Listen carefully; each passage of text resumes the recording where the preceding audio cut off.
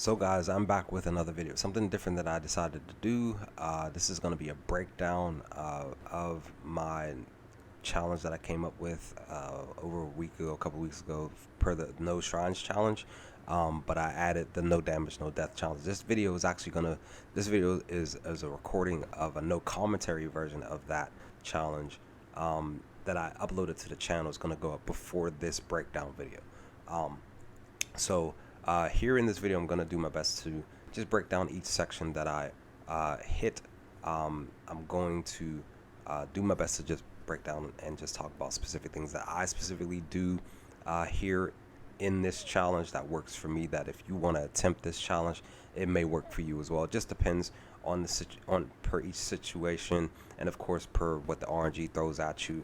But if you can attempt this challenge and be successful, I hopefully will I will be glad. I will gladly be happy for you. But with that, guys, let's dive into this challenge here. Now I had to start over this challenge just because I got hit in the beginning, but I used the 5 times multiplier just to be able to get the total max, just to get it at the end. Again, I'm not using any shrines, but once you hop up here, you can back pedal, and then you do the taunt. You do it twice. You have plenty of time to do it at least twice, and then the guy will come over and he swings and you duck. Like I said, I have to redo the recording. You hit him. You don't hit him with a heavy kick. You just hit him. Sometimes this guy, he will come up at you, and sometimes he'll do a Superman punch. Sometimes he won't. Depends on what the RNG does for him. Also, too, I pause just to kind of give a little bit of space, just in case some situations happen during this breakdown recording, and I'm able to actually talk about some stuff. So, but once you get those two down, then you can just kind of just like move forward and handle what you need to handle moving forward. Now, what I do is I go in here and grab the pipe here, and I take it with me. It's actually for the other building here in the squash. It's not this building, but I come in here, I grab the pipe, and I hop up. I grab a bottle in this room, and then I attack the guy coming through the door. Sometimes when you hit the people with the bottles and stuff, it automatically fully dazes them, and you can be able to drop them. And I grab another bottle, I come around, and I toss it at this guy. Sometimes when you hit him just one time, you're able to just drop him automatically. Sometimes. Then I grab the pipe and take it with me. Now once I get up here, there's a guy up here. I grab the bottle. Sometimes this bottle's sitting on it upside down, and when I toss it at him, sometimes I'm able to drop him too. Other times I have to actually hit him with the bottle and then fully break him down before actually getting the notifying thing. I leave the pipe down there. I grab this bottle. Now sometimes when I toss the bottle, I'm trying to hit the other guy sitting down, just to daze him, just because it works better that way. Because if how it happened here when I threw the bottle at that guy, when I hit the first guy with the bottle, the other guy can sometimes come up to you and attack you. So that's why I throw the bottle at him instead, at least attempt to. But again, like I said, sometimes the bottle goes at the first guy when you hit the corner. And once I vault over here, there's a reason why I bring the pipe with me. I try to throw it at the guy in front of me, but that didn't happen here. I had to toss it at the girl. Because the reason why I'm doing that is so that because the bottle that he's holding in his hand, I'm tossing it at him. I'm tossing it at the girl and then working at him. And then that bottle that I actually threw at her, I was going to use on this guy. But instead I was able to actually get out of the situation and actually use the pipe. I was actually trying to throw the pipe in his direction, but that didn't happen. And I was actually able to... and that's the other reason too. What I don't want to do is have him get a chance to throw the bottle in my direction. As you saw there back there, he threw it, and I was actually able to block it. Usually I try to duck and dodge it, but that didn't happen. Per the hallway, it will flow whichever way that it's gonna flow. But this bottle here, I tried to throw it at the girl here, but for some reason, sometimes it goes over her head. Sometimes it hits the guy. But I'm actually trying to hit her because it stuns her, because she usually grabs the pipe, and it can be a nuisance. We know that the hallway is a nuisance in itself because the RNG flows in a specific way. Sometimes too much happens, but you're kind of just wanting to flow with the hallway, whatever it gives you. And if you can hit, like I'm hitting some people randomly because sometimes the game does that. You'll be in the middle of, it's weird. Sometimes when you're attacking somebody and there's somebody next to you, like you're targeting one enemy and then another enemy is next to you. It's weird. It'll switch. Like it's like it has an auto aim. It'll switch, and it's weird. But whatever happens, happens. But as you saw here, I didn't use a weapon. I actually tried my best not to use a weapon in this room. Also note, because those two pipes are in there, you can actually take them both with you per the next section, and it works out. But I take this pipe here, I bring it up to the hall. I try my best to bypass both doors. I drop it here, and then I come into this room and work on these two guys. And what I do is I drop him, I pan the camera over just to be able to see where he's at. Sometimes this dude here, he grabs one of the bottles, because there's like 3 bottles in this room here. He grabs one of the bottles to try to attack you, but you know, as long as you're quick enough, you're good. This dude here, he's a berserker. If you can grab a bottle and bring it in here, sometimes the bottle does not hit him. It's just weird. I feel like because there's a patch that went through like almost 2 weeks ago. I feel like there's a patch that went in because certain things are happening that's becoming weird, like you throwing a bottle, and like how back at the hallway, and even here, well, back at the hallway, it went over everybody's head when I was targeting somebody. Sometimes the bottle will go over his head. So as long as you're able to drop this dude because he's a berserker guy, you should be fine. The table here, I believe it notifies her sometimes that you're in the room because you're attacking the guy. But either way, as long as you can use that bottle on her to stun her, I felt like that's just the quickest way to get out of this section. If I didn't note this, I'm using checkpoints just for save states, just because of the fact that you know, basically to pause and get ready to move it to the next section, because of the fact that I may get hit or something. I have to redo stuff. So this section here, there's a reason why I have this pipe here. I brought it. It's for these 2 specific people, because when you have a weapon, you can be able to use it on 2 people at a time. But I'm using it for her because she has a bottle. She can be a nuisance. But again, I'm using it for both, because if you can use a weapon and hit 2 people at a time, it works out best, and that's what happens here. So I'm actually able to use him, back him up. Again, I'm dropping her because she has the bottle, and then I'm trying to work on him. This way, when I drop both the guy and the girl before the shirtless guy with the pipe comes over, I'm actually able to work at him. This other guy comes over. However, however the RNG flows, it's just weird. Sometimes they get to you quicker. Some enemies get to you quicker than others, and it's weird. It just doesn't work out the way that you're expecting it to, and that's why you have do-overs and stuff. This section, I actually had to edit it out, because when I came up here, I have a mapped out plan for these 3, and I got hit here, so I had to redo the whole section. So I come in here, I vault up. There's a brick right here. I actually pick it up and actually toss it at this guy who's going to be standing up. From what I can tell, it doesn't get thrown over here to the right. This person over here easily hits this person. So pick up the brick, toss it at him, and then I'm dropping, just flowing. Whatever. Sometimes this person to who I attack next, they do a Superman punch, and it can be a bit annoying when you're in the middle of attacking. But this person sometimes grabs the weapon and attacks you. But again, this is one of the smaller issue spots. But if you're able to make it happen, you're able to make it happen. So the big guy here, per the pipe, I want to try to come in here without using the weapon. Just because I'm trying to save the pipe for the next section. That's the other reason why I bring the pipe with me. What I do is I drop the pipe here, and then I break him down, and then I pick the pipe up. Sometimes I get an extra hit in on him by accident, because again, I'm trying to savor the pipe for the section to come. Automatic knockdown coming up. I drop the pipe here. Again, this is just to get a free hit in, saving the pipe here. This is the reason why I'm bringing the pipe with me. What you can do to probably benefit you per this challenge. And then this way, if you can bring the pipe in here with you, or even maybe the broom, but more so the pipe, you come in here. Now, usually when I come in this section, back there in that open section, I would make that right there to hit the person there. But what I found it much easier is that per the section, because it's a bit hard to come in here and not get hit, whether you're doing a no damage or a no death, or even just all 3 with the no shrines added. It's better to come over here and attack this guy because he goes berserk. I found that when you come here with this weapon, you usually automatically get a hit in on him to be able to knock him down automatically. And then you would just flow with whatever's going to happen. Use your surroundings per this section. It's very hard. I definitely found it easier to just be kind of like vaulting over stuff, using specific spaces instead of just being out in the open. You're just backpedaling and just moving around. You're running around stuff and trying your best not to get hit. Definitely, if you can, grab the pipe on the table if you're not doing a no weapons challenge, and just work at it. Like I said, it's just best to just mind your surroundings. Use the table, vault over stuff.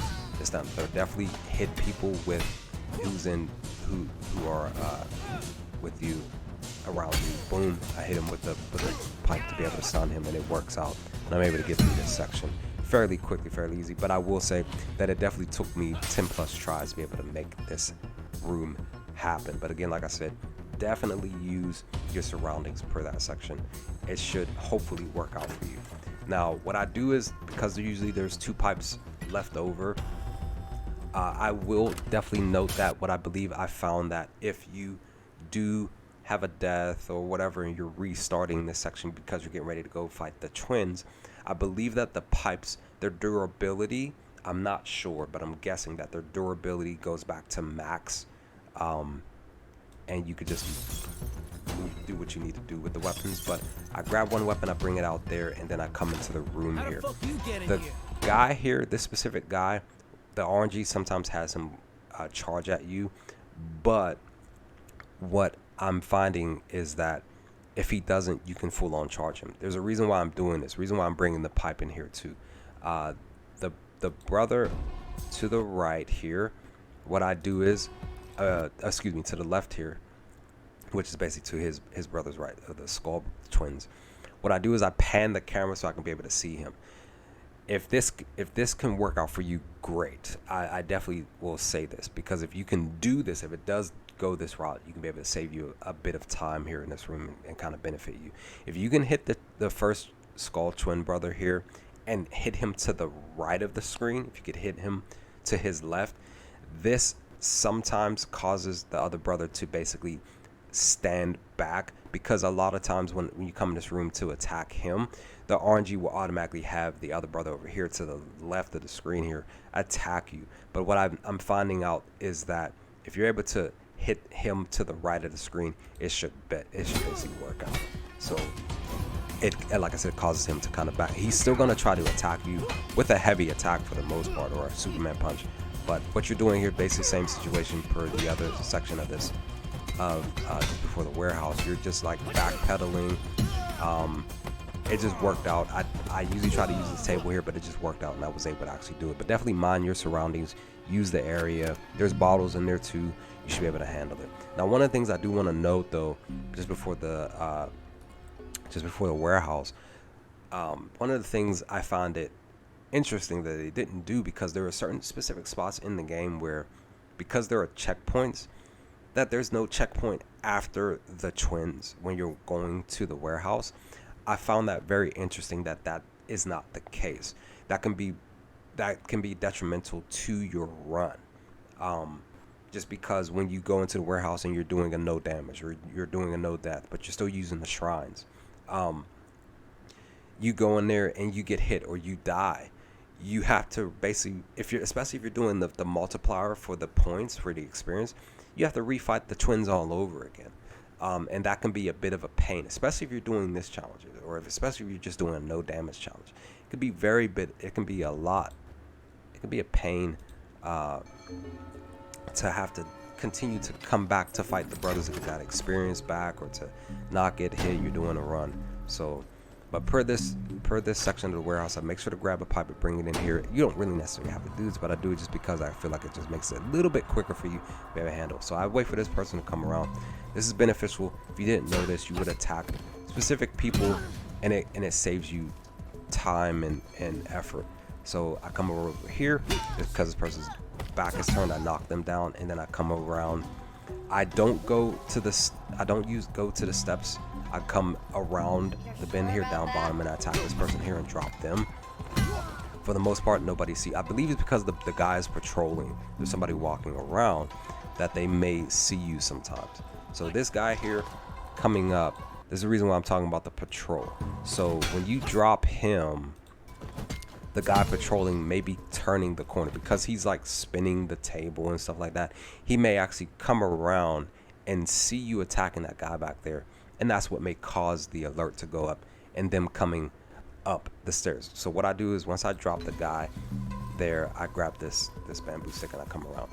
Now again, if the alert doesn't go off, you automatically attack this person here. He's an automatic knockdown.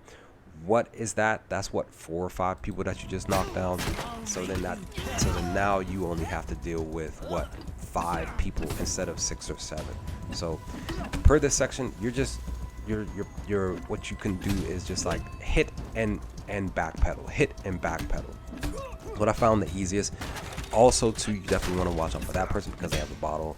It sucks. People with bottles, especially in the club, it can be a nuisance. So yeah, if you can hit and just backpedal, you should be okay. It worked out here specifically for this section of recording. It's really worked out for me, and I was able to actually handle this situation and make it happen. As always, just mind your surroundings. You should be good to go. It's going to be interesting once I decide to do a no weapons challenge, especially for the warehouse and other sections where there's a lot of people, because I use weapons specifically for specific enemies that are not like bosses and stuff like that. I just do that. Now this section I actually had to edit out just because I got hit here. So I believe this is knowledgeable per all Sifu players, that once you come in here, you automatically get the free hit on the big guy. I believe whether you're using a heavy attack or not. I'm not sure as far as barehanded. I want to say definitely barehanded, but I haven't tested it out yet. But you just come in here, you hit him, automatically drop him. I always end up attacking the dude behind me, and then you just kind of just work with whatever the other person's doing. If you try to attack you, this section shouldn't be too much. You should be able to get through this section without getting hit. But again, like I said, I did get hit just that one time. It was just some ball humbug stuff, and then you can move forward. I usually grab a bamboo stick and I move forward. Now Fajar, the boss here, I was able to actually record me using the bamboo stick. I feel it's much better to not use the bamboo stick because you can, when you're using heavy attacks on him with the bamboo stick in the first phase, it can be a bit slow for you because you're trying to do a lot of stuff at a specific pace just to try to beat him. But definitely this took roughly 40 plus minutes, almost an hour, to be able to actually do this, get this recorded, at least for the second stage. The first stage, I was actually able to do this in a few takes. But you can always dodge that attack just by ducking, holding the block button and then just like ducking. And as long as you stay up on him, you don't give him any space, he will not do that jumping kick that he does at the beginning of the fight. The RNG, it just depends. Sometimes he'll start with the heavy mid kick. Sometimes he may throw a low sweep on you, and then other times he's just doing that kick there where it's supposed to be like this kick here. He's just doing just a heavy roundhouse kick on you. But like I said, I was able to actually get this part of the first phase recorded fairly quickly. It was the second phase that took me, I want to say, over an hour just to do, because it just wasn't working out for me. So what I find in the second phase is that using the bamboo stick is much more beneficial. Because I want to do a no weapons challenge on him, I have to try to figure out if I can master dodging his machete attacks. That's not the case so far, but using the bamboo stick, automatically, when he jumps out, you duck automatically as long as you're quick enough to grab the bamboo stick and you just work at it. The bamboo stick blocks his machete attacks, so you're good. Because you're not holding the bamboo stick, you can't block his machete attacks. So rest of his attacks are similar to the first phase. He just definitely does have that one attack where he jumps a random portion of a tree pops out and he tries to attack you with the machete. Also too, if you use the bamboo stick and you know when it's about to break, you can be able to toss it at him, time it, and everything, you should be okay. But again, using the bamboo stick and just ducking his kicks and stuff, and you should be good to go. I did not spare him.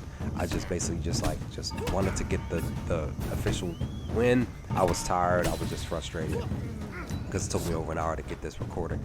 And pretty much that is that, guys. That is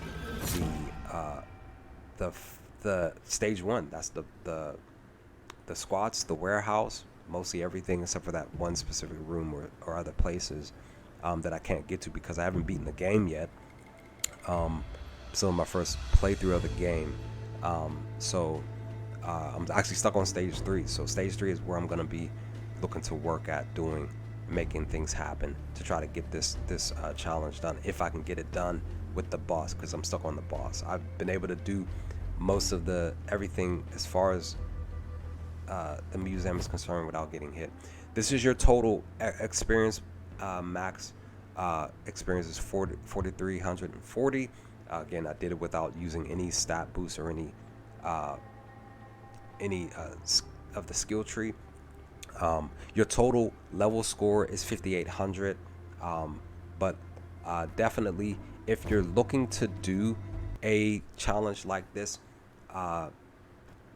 to where you want to at least still use your XP, your experience points, you could do both stage 1 and stage 2 and then just use all of that XP to apply to your character walking into the museum. That's what I'm thinking about doing on a normal playthrough.